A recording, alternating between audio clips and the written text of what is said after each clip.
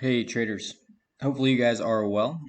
New format on the videos, 7 minutes or less, that's going to be the update. So if I go over 7 minutes, the 8th minute is free, and after that, there is no 9th minute. So um, we've got the one level we began this conversation with on the chart, the June open, $37,253.50. You guys know that I would love to see us push up over the coming days, claim this level, and form a monthly support so that we can range above it and then challenge the range highs here and eventually maybe get up into higher prices, whether that be a bull trap or an extension of the run. So after the June open, we are looking at two key levels, and I'm going to put up a few of them on the screen for you here. Now, we had a daily swing failure pattern and a 3-day level there at 33,386.50, and then we had a weekly level at 32,290.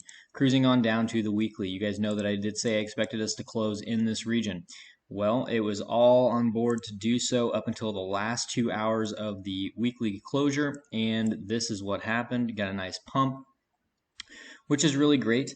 Doesn't bother me at all. The levels were very well respected. Come down to the weekly. The 3-day and swing failure pattern here was very, very well respected, giving you a nice mini range and really reverting back to the average. And what I mean by the average is it is the point of control of the weekly range and now the monthly range, which means that's where buyers are most interested in getting involved and speculating on the price action. That's where all the volume was done. So what that means is as price is sitting there, we're looking to see if traders inside of the auction deem this a reasonable price for Bitcoin, and if they do, they buy it. And as you can see, they did buy it. Now, it did pump us up outside of the weekly range here. So we know that we don't get deviations from the range on a weekly closing basis that often. So if we find acceptance back into it, we have a very high probability chance of coming back to the point of control.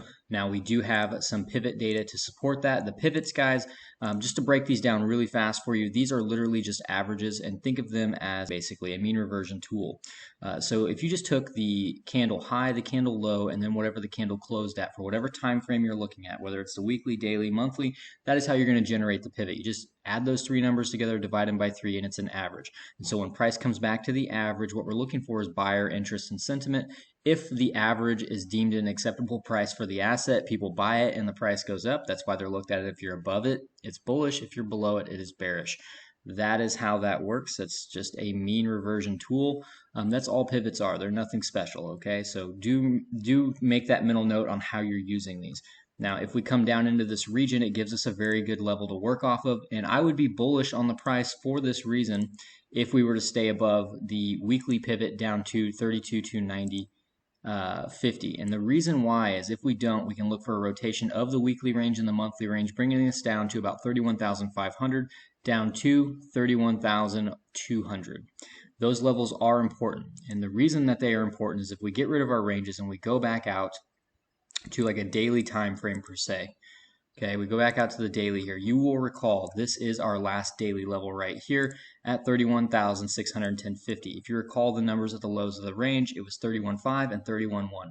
Losing the daily lows would not be bullish. That would literally look like continuation of a downtrend as you've got a low, lower high, technically a slightly lower low. It's about even. But taking this level out would not look good on a daily basis. So that is not something we want to see. We do not want to see a rotation of the ranges. We do not want to see this level lost, all right? That's where you get very bearish, in my opinion, and I would expect us to challenge the level that was defended right here at 29,800 on the swing failure pattern.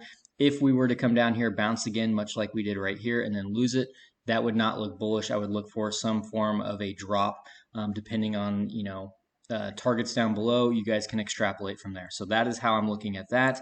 To the upside is that is now favorable in the sense that that's where we are challenging to. We are looking for a move into the June open. Now, there are some key levels in between the June open, and now we have a bi-weekly level right here. Okay, 35,786. That is one to have on your charts. You can see how well respected it is. We get above it, we generally challenge the highs. Now, if we go back to the daily, ultimately, we still need to make a higher high in the daily, change the trend. And what you will notice is that we do have 40,622.50 as the daily level to get above. If we get above that daily level, you guys know that I do look at things in quarterly ranges. And so we have areas of interest in our quarterly ranges. You can see that we are sitting on the lows. Not to be redundant, we've looked at these a few times, but this is just a speed reminder. We got 2 minutes left, guys. If we can get above the June open before the close of June, That would be a nice monthly support to potentially range higher. Then we are looking up to, we would just say the range median here right around 47K, but in reality, I am extending this out to about $50,000 as that is the entry point for the range lows on our structural ranges from this entire consolidation. So you're looking at about 50,320. That would be your target one, and then we are targeting the point of control of these two consolidations anywhere from 56,296 up to 57,928. Now, if we fail here and we come down and we take these lows and we do begin to break down, we do have some support here right in this like $23,000, $24,000 region. You can see it right here. But ultimately, I am targeting the backfill of this naked point of control, just like I'd be targeting the backfill of this point of control up here. Okay, 19,228. Also, if you recall when we talked about the pivots earlier, that is also where you're going to find your yearly pivot. Same formula applies, and that is how you get that number. If we come over, we've seen this before. You can see that we are basically filling these NPOCs on a quarterly basis pretty religiously. We even filled this one right here. Come down, fill it, fill the next one, and then we just range sideways and down for the next 9 months before finally putting in consolidation and moving forward. So as of right now, guys, fairly neutral.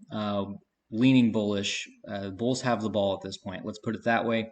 Let's see what they can do with it.